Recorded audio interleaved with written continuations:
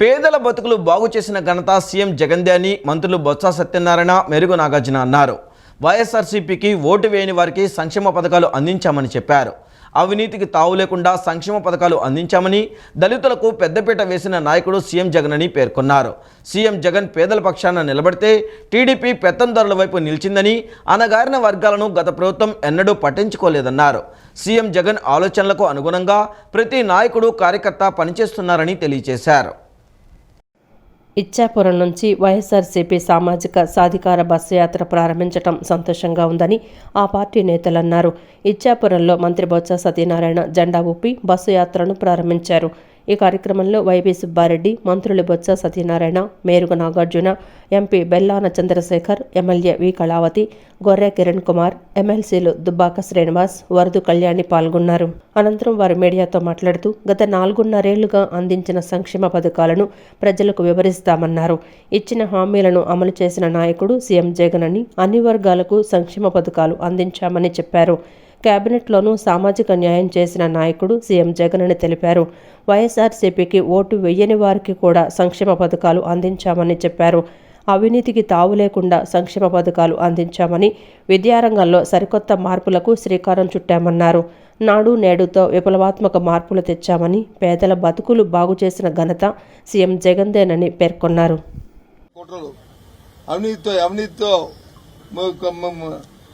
మునిగిపోయిన తెలుగుదేశం పార్టీ కానీ, వాటికి ఒత్తాస పలుకుతున్న పార్టీలు కానీ ఈరోజు రాష్ట్రంలో ఏ విధంగా ఏ ఆలోచనతో వాళ్ళు కుతంత్రాలు చేస్తున్నారో, ప్రజల ముందుకి ఏ విధంగా ఓసర బిల్లులాగా ముందుకు వస్తున్నారో వాటన్నింటినీ కూడా విశదీకరించి ప్రజలకు చెప్పి వారి తాలూకా వాస్తవాలన్నింటినీ కూడా బట్టబయలు చేసి వాళ్ళ తాలూకా నిజ స్వరూపాన్ని బయట పెట్టాలని గత 5 సంవత్సరాల్లో ఈ రాష్ట్రంలో ఏ విధంగా దోచుకుతున్నారో, ఏ విధంగా అవినీతి కార్యక్రమాలు చేశారో, ప్రజాధనాన్ని ఏ విధంగా దుర్వినియోగం చేశారో వాటన్నింటి కూడా ప్రజలకు చెప్పాలని.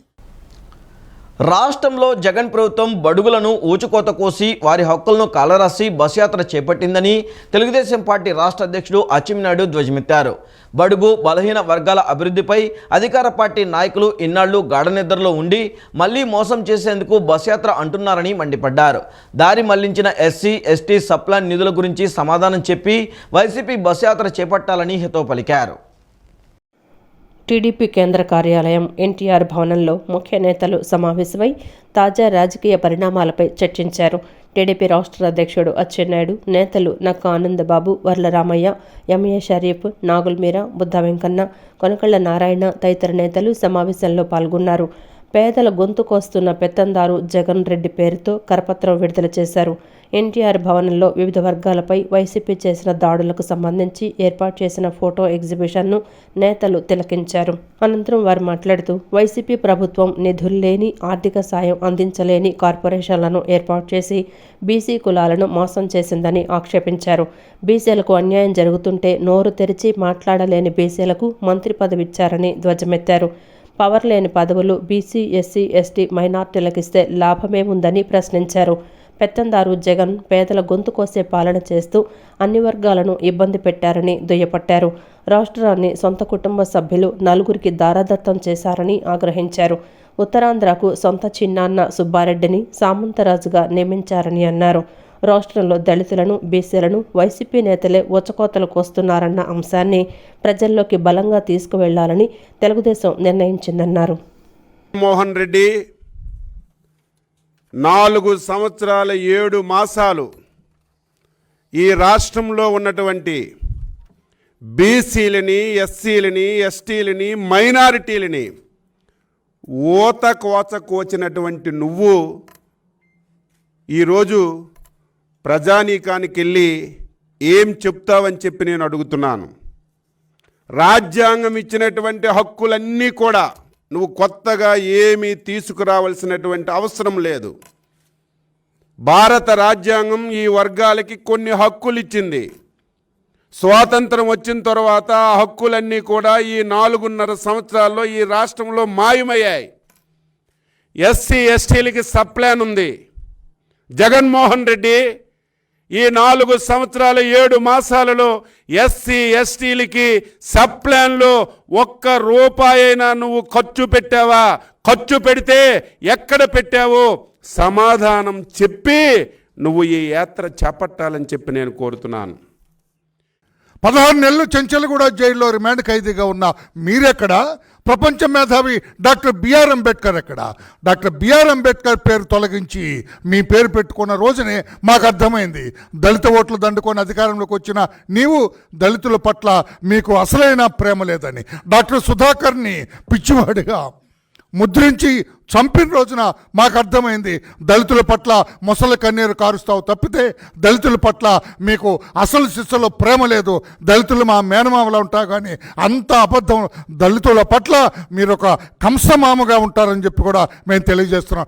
నాగమ్మ దళిత బిడ్డ, మాదిగ కులానికి చెందిన మీ పులివెందుల కాన్స్టిట్యూయెన్సీ వచ్చినటువంటి కార్పొరేషన్ని పూర్తిగా నిర్వీర్యం చేసి 3 ముక్కలు చేసి కనీసం 3 కూడా రుణాలు ఇవ్వనటువంటి పరిస్థితి.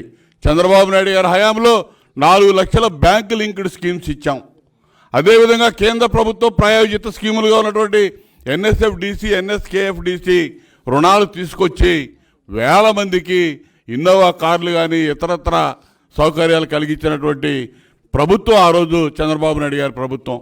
పేదవాళ్ళు ముఖ్యంగా ఎస్సీలు కార్పొరేట్ విద్యను అందించేటటువంటి విధానంలో బెస్ట్ అవైలబుల్ స్కూల్స్ స్కీమ్ తీసుకొచ్చి బెస్ట్ అవైలబుల్ స్కూల్స్ పేరు మీద కార్పొరేట్ విద్యను అందించినటువంటి పథకం ఏమైందో ఈ రోజున ఆలోచించమని చెప్పి మిమ్మల్ని అడుగుతా ఉన్నా. ప్రజలకు మెరుగైన జీవన ప్రమాణాలు అందించే దిశగా ప్రభుత్వం విశేషంగా కృషి చేస్తుందని సెంట్రల్ ఎమ్మెల్యే మల్లాది విష్ణు అన్నారు. గుణదల ఆర్ఓబీని సైతం వీలైనంత త్వరగా పూర్తి చేయాలనే కృతనిశ్చయంతో ఈ ప్రభుత్వం పనిచేస్తున్నట్లు మల్లాది విష్ణు తెలిపారు. కానీ కొందరు కోర్టులలో వేసిన కేసుల కారణంగా పనులు కొంత ఆలస్యమయ్యాయని, త్వరలో స్టేజ్ 2 పనులకు టెండర్లు పిలుస్తామని చెప్పారు. 1వ డివిజన్ 1వ వార్డు సచివాలయం పరిధిలో స్థానిక కార్పొరేటర్ ఉద్దంటి సునీతతో కలిసి గడప గడపకు మన ప్రభుత్వం కార్యక్రమంలో సెంట్రల్ ఎమ్మెల్యే మల్లాది విష్ణు పాల్గొన్నారు. ప్రశాంత్ కాలనీలో విస్తృతంగా పర్యటించి 172 గడపలను సందర్శించారు.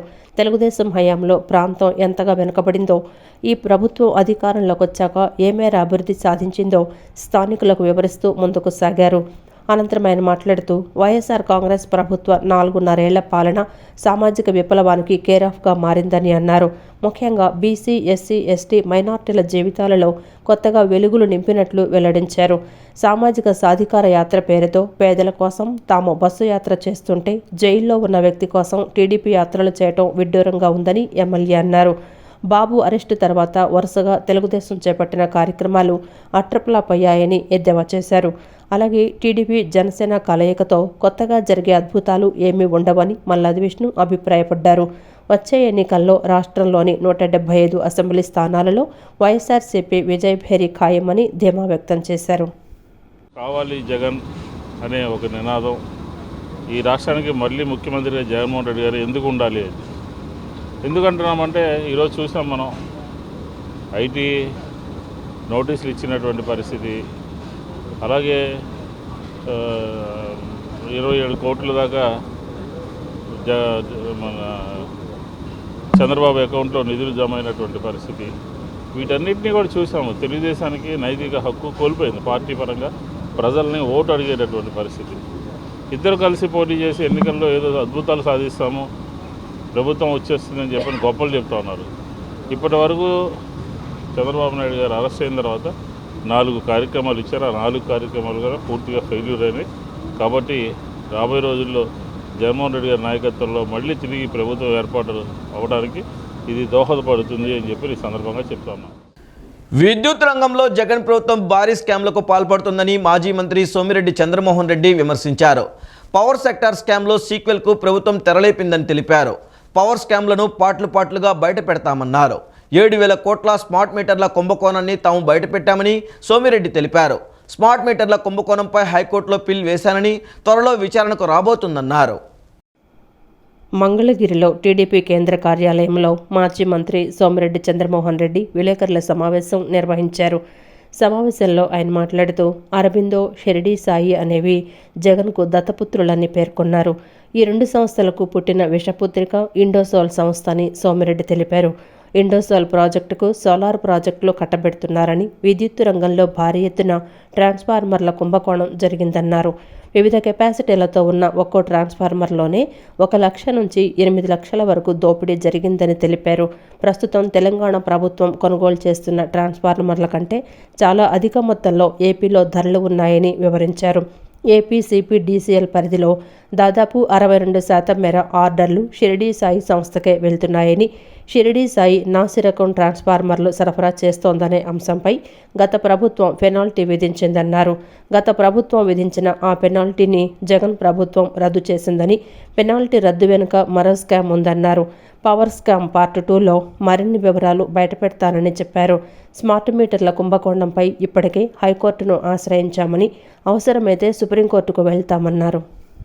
జగన్మోహన్ రెడ్డి రాజ్యంలో 2,81,000 పెరిగింది 1,58,000.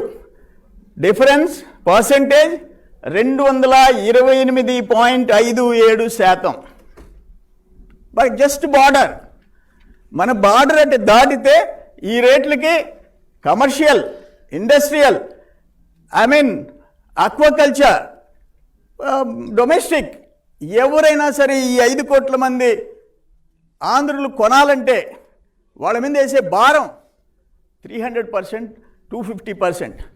అట్లే మీకు 100 kVA 1,86,000 తెలంగాణ, ఇక్కడ 3,58,000 పెరిగింది. 1,71,000 డిఫరెన్స్ రేటు 191.95% పెరిగింది. ఎక్స్కలేషన్. టీడీపీ అధినేత చంద్రబాబు సతీమణి నారా భువనేశ్వరి చేపట్టిన నిజం గెలవాలి యాత్ర కొనసాగుతుంది. చంద్రబాబు అరెస్టుతో మనస్తాపానికి గురై మరణించిన టీడీపీ కార్యకర్తలు, అభిమానుల కుటుంబాలను ఆమె పరామర్శిస్తున్నారు. రెండో రోజు తిరుపతి, శ్రీకాళహస్తి నియోజకవర్గాలలో మరణించిన టీడీపీ కార్యకర్తల కుటుంబాలను భువనేశ్వరి ఓదార్చారు. తంగెళ్లపాలెంలో మొండెం వెంకటరమణ కుటుంబాన్ని ఆమె పరామర్శించి ధైర్యం చెప్పారు. అనంతరం కాసరంలో వెంకట సుబ్బయ్య గౌడ్, కొనతనేరులో గాలి సుధాకర్ కుటుంబాలను భువనేశ్వరి పరామర్శించారు. టీడీపీ తరఫున ఒక్కో కుటుంబానికి 3 లక్షల చెక్కును అందించారు. వెంకటరమణ కుటుంబానికి పార్టీ అన్ని విధాలా అండగా ఉంటుందని ఆమె వారికి భరోసా ఇచ్చారు. రాక్షస ప్రభుత్వాన్ని బంగాళాఖాతంలో కలిపేందుకు ఉమ్మడి ప్రణాళికతో తెలుగుదేశం, జనసేన జనంలోకి వెళ్తుందని మాజీ మంత్రి దేవినేని ఉమామహేశ్వరరావు అన్నారు. జగన్మోహన్ రెడ్డి తాడేపల్లిలో ఇల్లు కట్టానని నమ్మించి సంపద మొత్తం దోచుకుని విశాఖలో భూములను అమ్ముకునేందుకు వెళ్లిపోతున్నాడని ఆరోపించారు. విజయవాడ రూరల్ మండలం గొల్లపూడిలో మాజీ మంత్రి దేవినేని ఉమ, టీడీపీ, జనసేన నేతలు కలిసి బాబు ష్యూరిటీ భవిష్యత్తుకు గ్యారంటీ కార్యక్రమాన్ని నిర్వహించారు. ఇంటింటికి తిరుగుతూ బాబు ష్యూరిటీ భవిష్యత్తుకు గ్యారంటీ, బాబుతో నేను కరపత్రాలు పంపిణీ చేశారు. ఈ సందర్భంగా దేవినేని ఉమామహేశ్వరరావు మాట్లాడుతూ, రాబోయే 10 ఏళ్లు ఒక సుస్థిరమైన ప్రభుత్వం, ప్రశాంతమైన వాతావరణం ఉంటేనే పెట్టుబడిదారులు ముందుకొస్తారన్నారు. సంపద సృష్టించాలని, 10 మందికి పథకాలు పంచాలని, అంతేకాని అప్పు చేసి పప్పుకూడు తినడం ఎందుకని ప్రశ్నించారు. జగన్ అధికారంలోకి వచ్చిన 4 నెలలకే పక్క రాష్ట్రాలకు వెళ్లి పనిచేసుకోవాల్సి వచ్చిందని సామాన్యులు చెప్తున్నారన్నారు. అమరావతి ఉంటే ఇక్కడే పని ఉండేదన్నారు. అమరావతిలో 3 ఇటుకలు పెట్టలేదు కానీ ఆయన కట్టిన భవనాల్లో కూర్చొని ఆయన్ని జైల్లో పెట్టారన్నారు. జగన్మోహన్ రెడ్డి తాడేపల్లిలో ఇల్లు కట్టారని నమ్మించి సంపద మొత్తం దోచుకొని విశాఖలో భూములను అమ్ముకునేందుకు వెళ్ళిపోతున్నాడని విమర్శించారు. బంగాళాఖాతంలో కలపాలని చంద్రబాబు నాయుడు గారు, పవన్ కళ్యాణ్ గారు ఒక మంచి నిర్ణయం తీసుకొని ఒక సుస్థిరమైన ప్రభుత్వం ఇవ్వాలి. రాబోయే 10 ఏళ్ళు కూడా ఒక ప్రశాంతత ఈ రాష్ట్రంలో ఉంటేనే పెట్టుబడిదారులు వస్తారు, సంపద సృష్టించవచ్చు, దానివల్ల 10 మందికి పథకాలు పంచవచ్చు. ఇవాళ అప్పు చేసి పప్పు కూడా ఎన్ని రోజులు తింటాం? సంపద సృష్టించాలి, 10 మందికి పంచాలి. అది అదిగో అదే అమరావతి ఉంటే నీకు ఇక్కడే పని ఉండేది. ఆయన ఎక్కిన 4 నెలలకే వదిలేసి హైదరాబాద్. ఇంతకన్నా ఎగ్జాంపుల్ ఏం కావాలి? ఎక్కిన 4 నెలలకే పాపం హైదరాబాద్ వెళ్ళి ఉద్యోగం చేసుకునే పరిస్థితి వచ్చింది. అదే అమరావతి ఉంటే ఇక్కడ డాబా మీద ఉంటే అక్కడ 50,000 మంది పనిచేసేది కనపడేది. 50,000 మంది కార్మికులు పనిచేస్తూ ఉంటే, విదేశాల నుంచి వచ్చిన ఇంజనీర్లు అక్కడ పనిచేస్తూ ఉంటే వాళ్ళందరినీ ఎలగొట్టేశారు. రాష్ట్రంలో కరువు విలయతాండవం చేస్తుంటే జగన్ ప్రభుత్వం నిమ్మకు నీరెత్తినట్లు వ్యవహరిస్తుందని ఏపీసీసీ మీడియా చైర్మన్ తులసిరెడ్డి మండిపడ్డారు. కడప జిల్లా వేంపల్లిలో కరువు నివారణకు జగన్ ప్రభుత్వం చర్యలు శూన్యమని ఆగ్రహం వ్యక్తం చేశారు. రాష్ట్రంలో 679 మండలాలకు గాను 303 మండలాలు కరువు కోరల్లో చిక్కుకున్నాయని తులసిరెడ్డి తెలిపారు. ఖరీఫ్ సీజన్లో 40% భూమి సాగుకు నోచుకోలేదని, సాగు చేసిన 60% భూముల్లో నీరు లేక పంటలు పూర్తిగా ఎండిపోతున్నాయని ఏపీసీసీ మీడియా చైర్మన్ తులసిరెడ్డి అన్నారు. ఉపాధి పనులు లేక ప్రజలు వలసపోతున్నారని తులసిరెడ్డి తెలిపారు. వెంటనే ఉపాధి పనులు ప్రారంభించి వలసలు నివారించాలని, ఈ పథకాన్ని వ్యవసాయ రంగంతో అనుసంధానం చేయాలని డిమాండ్ చేశారు. పంట నష్టపోయిన రైతులకు పరిహారం చెల్లించాలని, అన్ని పంటలకు సమగ్ర పంటల బీమా అమలు చేయాలని అన్నారు. పశుగ్రాసం సరఫరా, వ్యవసాయ రుణాల మాఫీ, కొత్త వ్యవసాయ రుణాలు రైతులకు అందించాలన్నారు. కర్ణాటక ప్రభుత్వం కరువు మండలాలు ప్రకటించినప్పటికీ ఆంధ్రప్రదేశ్ ప్రభుత్వం ఇప్పటి వరకు కరువు మండలాలను ప్రకటించలేదని తులసిరెడ్డి దుయ్యపట్టారు. రాష్ట్రంలోని 26 జిల్లాలలో 8 జిల్లాల్లో మాత్రమే సాధారణ వర్షపాతం, 18 జిల్లాలలో తక్కువ వర్షపాతం, మొత్తం 669 మండలాలకు గాను 449 మండలాలలో తక్కువ వర్షపాతం పడింది. పర్యవసానంగా ఖరీఫ్ సీజన్లో 40% సాగు భూమిలో పంటలే వేయలేదు. మిగతా వేసిన 60%లో వర్షాలు లేక పంటలు ఎండిపోతున్నాయి. భూగర్భ జలాలు ఉన్న చోట కూడా కరెంటు కోతలతో అక్కడ కూడా ఎండిపోతున్నాయి. దాదాపు 679 మండలాలలో 303 మండలాలలో కరువు వికటాటహాసం చేస్తూ ఉంది. ఇప్పటికీ కూడా కరువు మండలాలను ప్రకటించలేదు. పొరుగున ఉన్నటువంటి కర్ణాటక రాష్ట్రం సెప్టెంబర్ మాసంలోనే కరువు మండలాలను ప్రకటించింది. కేంద్ర అధికారులు కూడా వచ్చి తనిఖీ చేసిపోయారు. త్వరలో కర్ణాటకకు కరువు సహాయము కేంద్రం అందించబోతా ఉంది. ఇక్కడ రాష్ట్రంలో జగన్ ప్రభుత్వం ఇంతవరకు కరువు మండలాలనే ప్రకటించలేదు. 2024 ఏపీ ఎన్నికల్లో జై భీమ్ భారత్ పార్టీ 175 నియోజకవర్గాల్లో 25 ఎంపీ స్థానాల్లో జై భీమ్ భారత్ పార్టీ పోటీలో ఉంటుందని జై భీమ్ భారత్ పార్టీ వ్యవస్థాపకులు జడ శ్రావణ్ కుమార్ అన్నారు. వైసీపీ ఎస్సీ ఎస్టీ అభ్యర్థులలో ఏ ఒక్కరిని కూడా గెలవనివ్వమని స్పష్టం చేశారు. రాష్ట్రంలో ల్యాండ్, శాండ్, మైన్, లిక్కర్ మాఫియాకు కేర్ ఆఫ్ అడ్రస్గా వైసీపీ పార్టీ మారిపోయిందని విమర్శలు చేశారు. ఏపీలో జరుగుతున్న మద్యం మాఫియాపై బీజేపీ రాష్ట్ర అధ్యక్షురాలు పురంధేశ్వరి వ్యాఖ్యలు చేయడం శుభపరిణామమని జై భీమ్ భారత్ పార్టీ వ్యవస్థాపకులు జడ శ్రావణ్ కుమార్ అన్నారు. గాంధీనగర్లోని పార్టీ రాష్ట్ర కార్యాలయంలో ఆయన మీడియాతో మాట్లాడుతూ రాష్ట్రంలో ల్యాండ్, శాండ్, మైన్, లిక్కర్ మాఫియాకు కేర్ ఆఫ్ వైసీపీ అని ఆరోపించారు.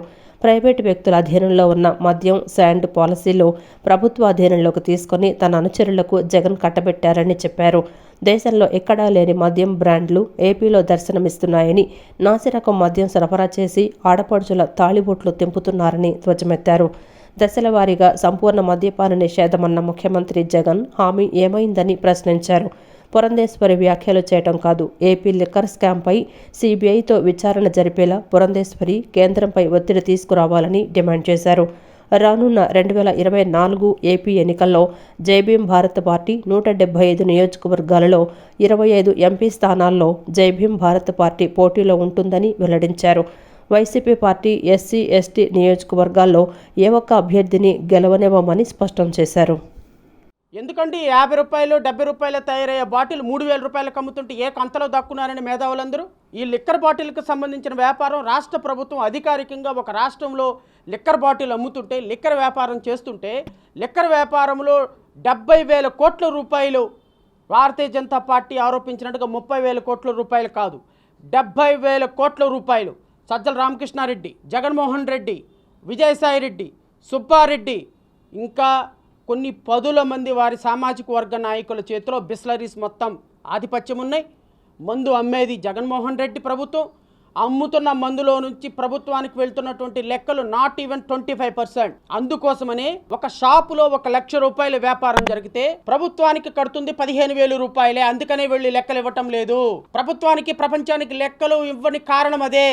1,00,000 రూపాయలు ఒక షాపు మీద అమ్మితే 20,000 రూపాయలు, 10,000 రూపాయలు ప్రభుత్వానికి కట్టి మిగతా 80,000 రూపాయలు అధికారికంగా, అనాధికారికంగా తాడేపల్లి ప్యాలెస్కి డబ్బులు వెళ్ళిపోతున్నాయి. సాయంత్రానికి ప్రతి షాపు దగ్గర నుంచి, ప్రతి షాపు, రాష్ట్రంలో ఉన్న ప్రతి షాపు దగ్గర నుంచి 1,00,000 రూపాయలు ఈక్వల్గా, రాష్ట్రంలో ఉన్న షాపులన్నింటిలో ప్రతి 1,00,000 రూపాయలు రోజుకి ఇంచుమించుగా 400 కోట్ల రూపాయల ఆదాయం ఇంచుమించుగా ఈ రాష్ట్రంలో రాష్ట్ర ప్రభుత్వానికి జనరేట్ అవుతుంది. ఏం చేస్తున్నారు ఇదంతా?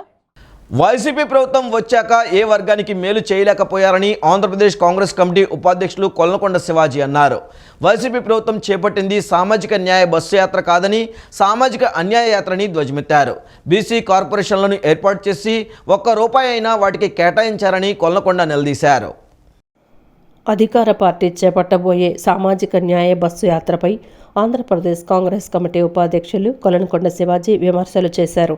గాంధీనగర్లోని ఆయన కార్యాలయంలో ఏర్పాటు చేసిన విలేకరుల సమావేశంలో ఆయన మాట్లాడుతూ వైసీపీ చేపట్టింది సామాజిక అన్యాయ బస్సుగా తాము భావిస్తున్నట్లు పేర్కొన్నారు. బీసీ మంత్రి జోగి రమేష్ చేస్తున్న వ్యాఖ్యలు హాస్యాస్పదంగా ఉన్నాయన్నారు. వైసీపీ ప్రభుత్వం అధికారంలోకి వచ్చిన తర్వాత బీసీలకు ఒరిగిందేమీ లేదన్నారు. గత ప్రభుత్వం వరకు ఉన్న బీసీలకు చెందిన అనేక పథకాలను రద్దు చేశారని ప్రశ్నించారు. కర్ణాటకలో కాంగ్రెస్ పార్టీ అధికారంలోకి వచ్చిన మాదిరిగానే తెలంగాణ, ఆంధ్రప్రదేశ్లలో కాంగ్రెస్ అధికారంలోకి వస్తుందని జోస్యం చెప్పారు. ఏపీ అభివృద్ధి ఒక్క కాంగ్రెస్తోనే సాధ్యమని పేర్కొన్నారు.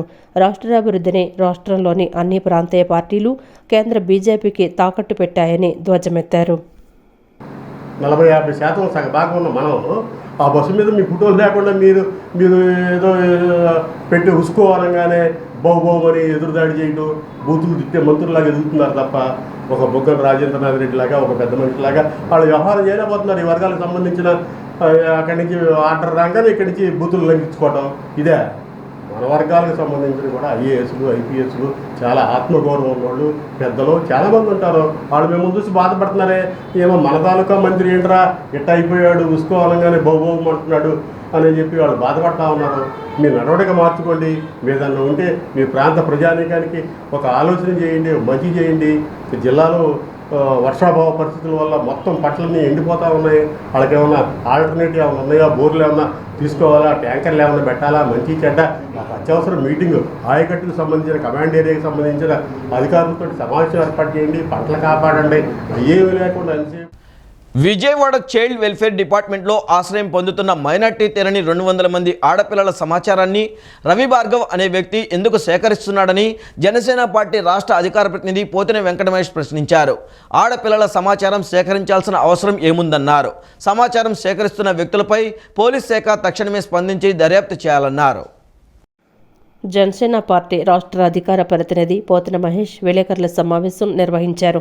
సమావేశంలో ఆయన మాట్లాడుతూ చైల్డ్ వెల్ఫేర్ డిపార్ట్మెంట్లో ఉండే 5 బెంచ్ ఆఫ్ జడ్జెస్లో ఒక వ్యక్తి రవి భార్గవ్ అని, ఆయన ఎవరి అనుమతితో విజయవాడ చైల్డ్ వెల్ఫేర్ డిపార్ట్మెంట్లో ఆశ్రయం పొందుతున్న మైనార్టీ తీరని 200 మంది ఆడపిల్లల సమాచారాన్ని సేకరించి భద్రపరుస్తున్నారని ప్రశ్నించారు.